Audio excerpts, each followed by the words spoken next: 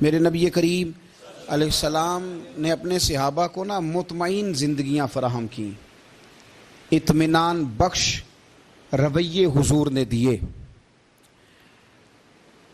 آپ غور فرمائیں گے کہ غریب ترین صحابہ بھی جب کوئی ان سے پوچھتا تھا کیفیت کیا ہے تو وہ کہتے تھے الحمدللہ، اللہ نے ہمیں نبی کریم کا غلام بنا دیا ہے۔ اب ہم خود اپنے آپ کو اتنا نفسیاتی طور پر کمزور کر لیتے ہیں سوچ سوچ کے کہ فلانا بڑا ہو گیا ہے میں چھوٹا رہ گیا ہوں، فلاں آدمی آگے نکل گیا ہے میں پیچھے رہ گیا ہوں۔ یہ چیز انسان کو کمزور کرتی ہے۔ انسان اگر یہ تصور کر لے کہ جو میرے حق میں بہتر تھا میرے رب نے مجھے عطا کر دیا ہے، اسے سکون نصیب ہوتا ہے، پھر نفسیاتی مسائل ختم ہوتے ہیں۔ بڑے بڑے سمجھدار لوگوں کو کالا جادو ہو جاتا ہے، اور بڑے بڑے عقل مند لوگ ہوتے ہیں جن کی بھابھی انہیں نظر لگا دیتی ہے۔ بڑے بڑے سمجھدار لوگ ہوتے ہیں کہ جن کی دکان کے آگے کوئی تعویذ پھینک جاتا ہے۔ بڑے سمجھدار لوگ ہیں لیکن وہ چھوٹی چھوٹی باتوں سے اتنے کمزور ہو گئے کہ سانپ سے ڈرتے ڈرتے رسیوں سے بھی ڈرنا شروع کر دیا۔ رسیوں سے، وہ جی میں صبح کل چل رہا تھا تو میرے پیچھے کوئی چل رہا تھا تو میں نے کہا سایہ ہوگا آپ کا، وہی ساتھ چلتا ہے۔ ایک حدیث ہے ترمذی شریف کی، اسے یاد کر لیں، بڑا نفع دے گی۔ میرے نبی کریم علیہ السلام نے فرمایا اگر ساری دنیا مل کے بھی تیرا نقصان کرنا چاہے تو جب تک رب کی مشیت نہ ہو تیرا نقصان ہو نہیں سکتا۔ ختم ہو گئی بات، باہر آ جائیں اس چیز سے۔ اور فرمایا سارے زمانے کے لوگ مل کر تیرا نفع کرنا چاہیں تو جب تک اللہ نہ چاہے وہ تیرا کوئی نفع کر نہیں سکتے۔ نقصان بھی اللہ کی مشیت پہ ہے، نفع بھی اللہ کی رضا پہ ہے، تو پھر آپ بلا وجہ لوگوں کو دیکھ کر ٹینشن کیوں لیتے ہیں؟ پریشانی کاہے کی ہے؟ آزمائش کس بات کی ہے؟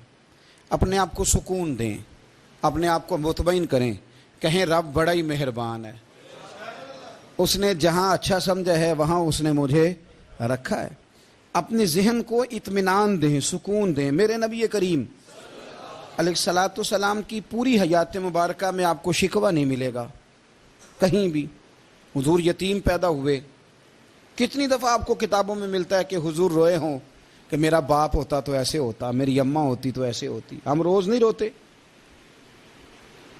نبی کریم صلی اللہ تعالی علیہ وسلم نے اپنی زندگی ساری آزمائشوں میں گزاری۔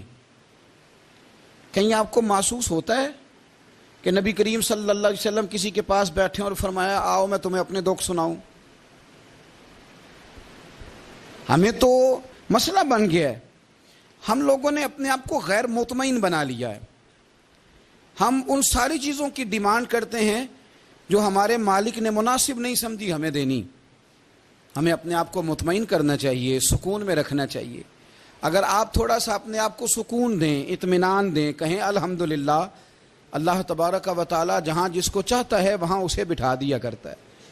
پھر ہم لوگوں کا منصب چھیننا چاہتے ہیں، حسد کرتے ہیں، بغض پیدا ہوتا ہے، عداوت پیدا ہوتی ہے، نقصان ہوتا ہے۔ فطری طور پر جو صلاحیتیں اللہ نے دی ہوتی ہیں ان کو بھی زنگ لگ جاتا ہے، زنگ لگنے لگتا ہے ان سب چیزوں کو جو اللہ نے اپنے فضل سے ہمیں دی ہوتی ہیں۔ تو بات کو یاد رکھیں، زندگی میں آپ مطمئن ہو جائیں کہ رب کریم نے جو دیا ہے وہ کمال ہی دیا ہے، کمال ہی۔ حضور کی ایک زوجہ محترمہ تھی تو ان کے ہاتھ ذرا لمبے تھے، مومنوں کی ماں۔ بعض خواتین نے ان سے کہا کہ لمبے ہاتھوں والی، ہم بنا لیتے ہیں نا یہ بھی بات کہ اس کا ناک موٹا ہے تو اس کی آنکھیں چھوٹی ہیں تو اس کے کان بڑے ہیں تو اس کے ہاتھ کیسے ہیں، تو کہا لمبے ہاتھوں والی۔ تو وہ پریشان ہو گئی، نبی کریم علیہ السلام تشریف لائے، کیا ہوا؟ عرض کی یا رسول اللہ مجھے لمبے ہاتھوں والی کہتے ہیں۔ تو حضور فرمانے لگے یہ پریشان ہونے والی بات ہے کہ خوش ہونے والی بات؟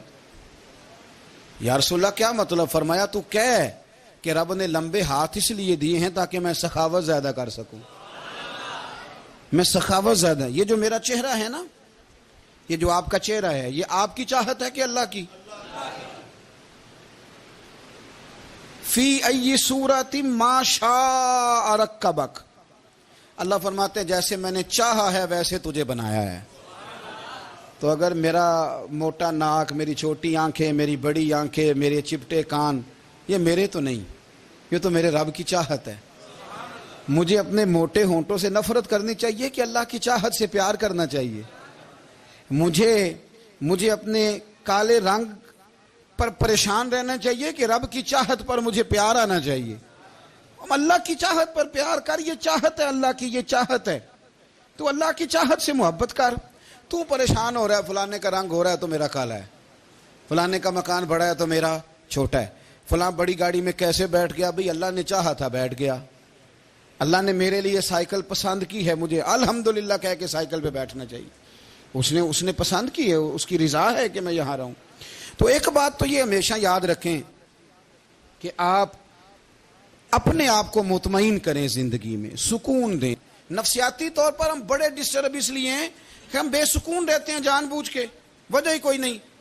دیکھیں نا، جب تک زندگی ہے اللہ نے زندہ رکھنا ہے، اور جب وقت آ جانا ہے تو پھر کوئی ہمیں بچا سکتا، تو ٹینشن کس بات کی ہے، ڈپریشن کس بات کا ہے؟ ایک بات۔ دوسری بات یہ کہ دوسروں کی نفسیات کا بھی تھوڑا تھوڑا خیال کریں۔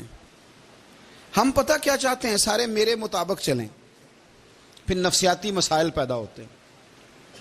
میرے ساتھ اگر 100 بندہ پیار کرتا ہے تو ان کے مطالبے الگ الگ ہیں۔ کوئی کہتا ہے جناب کو پیار ہی کرنا چاہیے، ہر ایک سے مسکرا کے ملنا چاہیے۔ کوئی کہتا ہے حضرت صاحب اتنا بھی پیار کریں تو لوگ نگل جاتے ہیں، تھوڑی ڈنڈی پٹی بھی ہونی چاہیے۔